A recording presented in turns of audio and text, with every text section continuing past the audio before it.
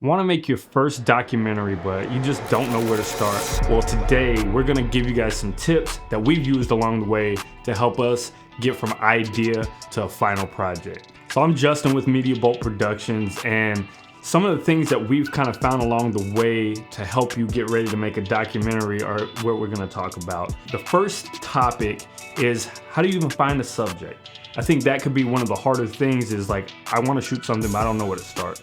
For us, we really tap into our social media network, our friend network, and try to just keep an eye on people doing cool things that we know. Having someone you have some sort of rapport with already is a great place to start. There's a little comfortability there, and most likely they're gonna be like, yeah, let's do it. Another part of that is, you want something that's visually interesting, so somebody that does something hands-on or something you can really go and see happen is important as well. And when you reach out to these people, most people, they want content. We live in an age where people are making content on their own. Once you have a subject, now it's time to build a pitch. Something visual that you can, relay your vision to your subject and let them know what this documentary is going to look like. I'm a type person, I like to see it first, see it in my head, a visual type person. So I go to places like FrameSet or Shot Deck to start pulling references of other films or other documentaries, something that can kind of get us in the tone of what I want to try to shoot with this subject.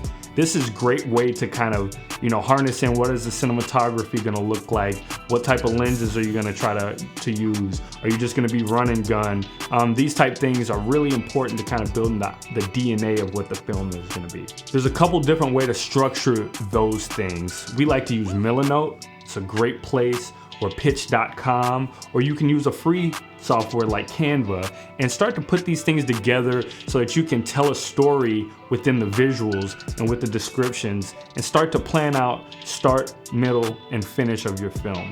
Shooting documentary, it's not always gonna go that way because things happen in the life of the character, but having a idea and a structure is really gonna be helpful when it comes to just putting this thing together. Also help you start to plan the logistics of your shoot day. Not all the time you're gonna be filming with people that are filmmakers, right? So this pitch really can help them see what your vision is and have them understand what you're going for. A lot of times people aren't sure, they may not be sure what you're trying to do, but this is a way that you can really show them and set in stone a plan moving forward. One other thing you can add to this pitch is you can put some music in there. Start pulling music from maybe Soundstripe or Artlist or one of those websites that you might use, and start getting a tone for the film. Is it gonna be a cinematic score? Is it gonna be upbeat type hip-hop type tracks that are gonna be, maybe for like a workout person? And really try to find that music that works with this subject that you're gonna film. Another thing is, be upfront about the time that it's going to take and the commitment from the subject that they're gonna need. Nothing worse than saying, hey, we're just, let's just go shoot some stuff, and then you're like, I need you for another 3 hours. They planned other things in the afternoon and it doesn't work. Be upfront. If you feel like it's gonna take 2 days or 3 days, work out the logistics as best as you can. Be upfront with it, have a conversation, a meeting, and make sure that those things are gonna work. Also, depending on what type of person it is, for instance, when we shot our documentary about our baseball player, we had to get permissions from the team, permissions from the stadium to go shoot. Those are all things that you need to kind of work out the beginning, not when you pull up on set that day and just hope you can make it work, because that'll throw a lot of hurdles at you. The next step, have an interview before the interview. An interview before the interview just means go grab coffee with the subject, hop on Zoom, ask some questions, get to know their life and what they're doing a lot deeper than you probably understand. You can do as much research you want, but guarantee the deep stories that are going to be really impactful are not on the internet about this person. Most likely the good juicy stuff is stuff that they're keeping to themselves or just hasn't been written about. So have coffee, and another tip is bring a recorder or just bring a little camera and record the interview session so you can refer to it when you're back in your studio and you're planning. This is gonna open up a whole new avenue for you when it's time to start creating questions, and it'll probably even make you say, oh, maybe we can shoot this scene, or I can pull this reference about their story that I might not have known. Don't miss out on this, because this is actually probably where some of the most important, aspects to helping you figure out what the story is going to be comes from. So So now you're on shoot day. A couple things to keep in mind. This might be this person's first time on camera, so pulling the cameras out and the lights and everything right out of the gate is gonna be intimidating. My suggestion is you let that person do their normal routine. You be a fly on the wall for an hour or two, find out what it's like to be in their space, get some shots, just be there in the moment with this person. Maybe live them up, let them just kind of move around and kind of do their thing. Let them get comfortable and let you get comfortable with their space as well. This is really important, especially when you're working with somebody for a couple hours or a couple days, and just kind of like get into it nice and smoothly, nice and slow. One of the things I like to do, because there are shots that I really want, but I save the B-roll that I really want to get for a specific time, and I schedule that out prior to. So this will be later after we've kind of calmed down and got, focused in on what we're doing. Now they have some comfortability with you, and I can say, hey, go to that saw and I want you to do this shot with the saw. Or I can say, hey, now it's time for us to, do XYZ shot. It's important to have those shots and the shots you want, but let's not direct them and get all into that at the beginning. Let's save that for when we're comfortable.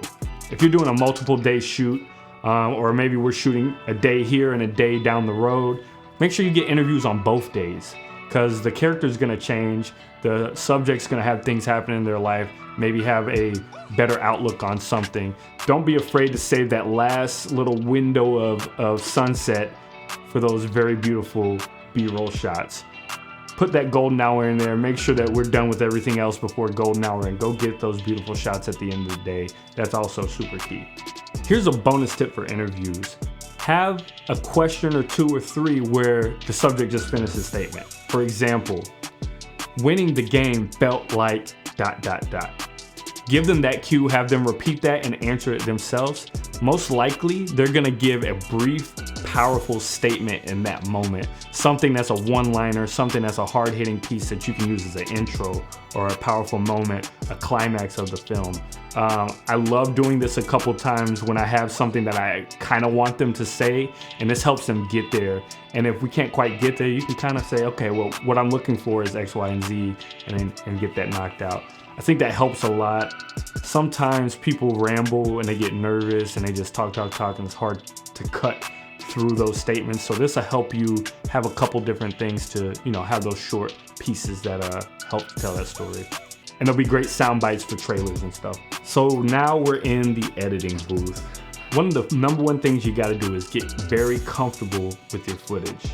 Know your footage in and out, where it's at. And another part of this is organizing that footage properly, having bins for each day, having deeper bins for each scene even. It's important to do that because especially if you're shooting multiple day shoots, things are gonna get lost and you wanna know how to reference whatever shot immediately.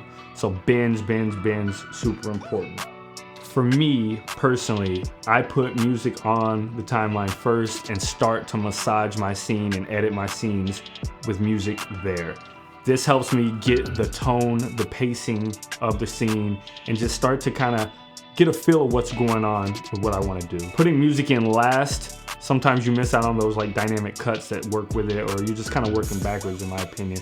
So get the music out there, start cutting it, get a feel for what's going on.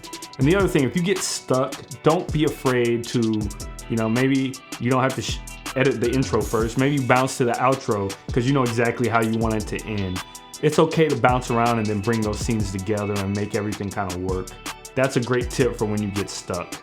There's a lot of different things when making a documentary that we kind of skipped over. These are kind of some overarching topics to help you get going.